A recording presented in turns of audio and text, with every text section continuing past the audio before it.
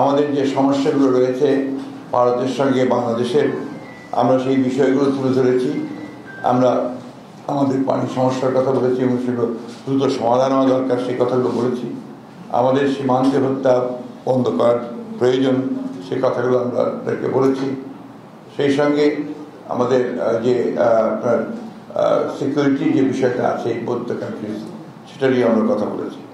তারা বলেছেন যে তারা এই বিষয়গুলো সজাগ এবং তারা চেষ্টা করছেন দ্রুততার সঙ্গে সেই সমস্যাগুলো কীভাবে সমাধান করা যায়।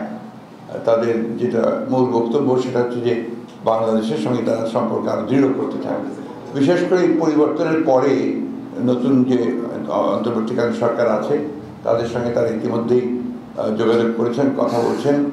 আমাদের সঙ্গে BNP as a political party, আমাদের সঙ্গেও তারা তাদের দেশের রাজনৈতিক দলগুলোর যে সম্পর্ক সেটাকে দৃঢ় করতে চান, এই অবস্থা তারা তৈরি করছে।